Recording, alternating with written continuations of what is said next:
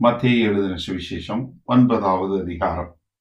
அப்பொழுது அவர் படவில் ஏறி இக்கரைப்பட்டு தம்முடைய பட்டணத்திற்கு வந்தார். அங்கே படுக்கையில் கிடந்த ஒரு திமிர்வாதக்காரனை அவரிடத்தில் கொண்டு வந்தார்கள். இயேசு அவர்களுடைய விசுவாசத்தைக் கண்டு திமிர்வாதக்காரனை நோக்கி, மகனே, திடன்கொள், உன் பாவங்கள் உனக்கு மன்னிக்கப்பட்டது என்றார். அப்பொழுது வேத பாரகரில் சிலர், இவன் தேவதூஷணம் சொல்லுகிறான் என்று தங்கள் உள்ளத்தில் சொல்லிக் கொண்டார்கள். இயேசு அவர்கள் நினைவுகளை அறிந்து, நீங்கள் உங்கள் இருதயங்களில் பொல்லாதவைகளை சிந்திக்கிறதென்ன? உன் பாவங்கள் மன்னிக்கப்பட்டது என்று சொல்வதோ, எழுந்து நடவென்று சொல்வதோ எது எளிது? பூமியிலே பாவங்களை மன்னிக்க மனுஷகுமாரனுக்கு அதிகாரம் உண்டென்பதை நீங்கள் அறிய வேண்டும் என்று சொல்லி திமிர்வாதக்காரனை நோக்கி, நீ எழுந்து உன் படுக்கையை எடுத்துக்கொண்டு உன் வீட்டுக்கு போ என்றார். உடனே அவன் எழுந்து தன் வீட்டுக்கு போனான். ஜனங்கள் அதை கண்டு ஆச்சரியப்பட்டு, மனுஷருக்கு இப்படிப்பட்ட அதிகாரத்தை கொடுத்தவராகிய தேவனை மகிமைப்படுத்தினார்கள். இயேசு அவ்விடம் விட்டு புறப்பட்டு போகையில் ஆயத்துறையில் உட்கார்ந்திருந்த மத்தேயு என்னும் ஒரு மனுஷனை கண்டு, எனக்கு பின் சென்று வா என்றார். அவன் எழுந்து அவருக்கு பின் சென்றான். பின்பு அவர் வீட்டிலே போஜன பந்தி இருக்கையில் அநேக ஆயக்காரரும் பாவிகளும் வந்து இயேசுவோடும் அவர் சீஷரோடும் கூட பந்தி இருந்தார்கள். பரிசேயர் அதை கண்டு அவருடைய சீஷர்களை நோக்கி, உங்கள் போதகர் ஆயக்காரரோடும் பாவிகளோடும் போஜனம் பண்ணுகிறது என்ன என்று கேட்டார்கள். இயேசு அதை கேட்டு, பிணியாளிகளுக்கு வைத்தியன் வேண்டியதே அல்லாமல் சுகமுள்ளவர்களுக்கு வேண்டியதில்லை. பலியை அல்ல, இரக்கத்தையே விரும்புகிறேன் என்பதின் கருத்து இன்னதென்று போய் கற்றுக்கொள்ளுங்கள். நீதிமான்களை அல்ல, பாவிகளையே மனம் திரும்புவதற்கு அழைக்க வந்தேன் என்றார். அப்பொழுது யோவானுடைய சீஷர் அவரிடத்தில் வந்து, நாங்களும் பரிசேயரும் அநேகந்தரம் உபாசிக்கிறோமே, உம்முடைய சீஷர் உபவாசியாமல் இருக்கிறது என்னவென்று கேட்டார்கள். அதற்கு இயேசு, மணவாளன் தங்களோடு இருக்கையில் மணவாளனுடைய தோழர் துயரப்படுவார்களா? மணவாளன் அவர்களை விட்டு எடுபடும் நாட்கள் வரும், அப்பொழுது உபவாசிப்பார்கள். ஒருவனும் கோடித்துண்டை பழைய வஸ்திரத்தோட இணைக்க மாட்டான். இணைத்தால் அதனோடே இணைந்த துண்டு வஸ்திரத்தை அதிகமாய் கிழிக்கும், பீறலும் அதிகமாகும். புது திராட்சை ரசத்தை பழந்துருத்திகளில் வார்த்தி வைக்கிறதும் இல்லை. வார்த்து வைத்தால் துருத்திகள் கிழிந்து போம், ரசமும் சிந்திப்போம், துருத்திகளும் கெட்டுப்போம்.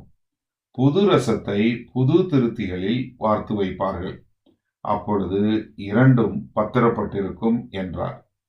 அவர் இவைகளை அவர்களுக்கு சொல்லிக் கொண்டிருக்கையில் தலைவன் ஒருவன் வந்து அவரை பணிந்து, என் மகள் இப்பொழுதுதான் மரித்து போனால், ஆகிலும் நீர் வந்து அவள் மேல் உமது கையை வையும், அப்பொழுது பிழைப்பாள் என்றான். இயேசு எழுந்து தம்முடைய சீஷரோட கூட அவன் பின்னே போனார்.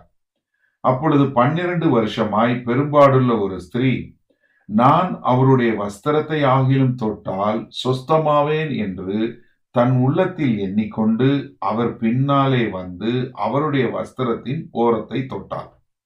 இயேசு திரும்பி அவளை பார்த்து, மகளே, திடன்கொள், உன் விசுவாசம் உன்னை ரட்சித்தது என்றார். அந்நேரம் முதல் அந்த ஸ்திரீ சொஸ்தமானார்.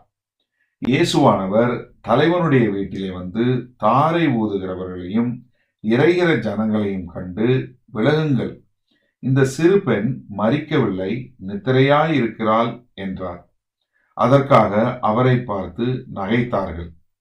ஜனங்கள் வெளியே துரத்தப்பட்ட பின்பு அவர் உள்ளே பிரவேசித்து அந்த சிறு பெண்ணின் கையை பிடித்தார். உடனே அவள் எழுந்திருந்தார். இந்த சங்கதி அத்தேசம் எங்கும் பிரசித்தமாயிற்று. இயேசு அவ்விடம் விட்டு போகையில் 2 குருடர் அவர் பின்னே சென்று, தாவீதின் குமாரனே, எங்களுக்கு இரங்கும் என்று கூப்பிட்டார்கள். அவர் வீட்டிற்கு வந்த பின்பு அந்த குருடர் அவரிடத்தில் வந்தார்கள்.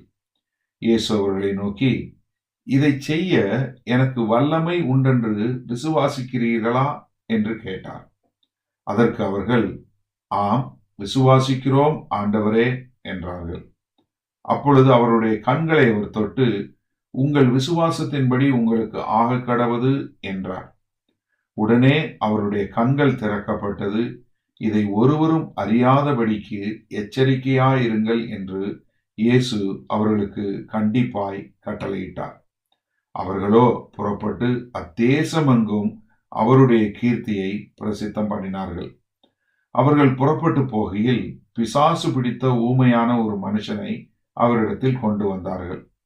பிசாசு துரத்தப்பட்ட பின்பு ஊமையன் பேசினான். ஜனங்கள் ஆச்சரியப்பட்டு, இஸ்ரவேலில் இப்படி ஒரு காலம் காணப்படவில்லை என்றார்கள். பரிசேயரோ, இவன் பிசாசுகளின் தலைவனாலே பிசாசுகளை துரத்துகிறான் என்றார்கள். பின்பு இயேசு சகல பட்டணங்களையும் கிராமங்களையும் சுற்றி நடந்து ஜெப ஆலயங்களில் உபதேசித்து ராஜ்யத்தின் சுவிசேஷத்தை பிரசங்கித்து ஜனங்களுக்கு உண்டாயிருந்த சகல வியாதிகளையும் சகல நோய்களையும் நீக்கி அவர்களை சொஸ்தமாக்கினார். அவர் திரளான ஜனங்களை கண்டபொழுது அவர்கள் மேய்ப்பனில்லாத ஆடுகளைப் போல தொய்ந்து போனவர்களும் சிதறப்பட்டவர்களுமாய் இருந்தபடியால் அவர்கள் மேல் மனதுருகி தம்முடைய சீஷர்களை நோக்கி, அறுப்பு மிகுதி, வேலையாட்களோ கொஞ்சம். ஆதலால் அறுப்புக்கு எஜமான் தமது அறுப்புக்கு வேலையாட்களை அனுப்பும்படி அவரை வேண்டிக் கொள்ளுங்கள் என்றார்.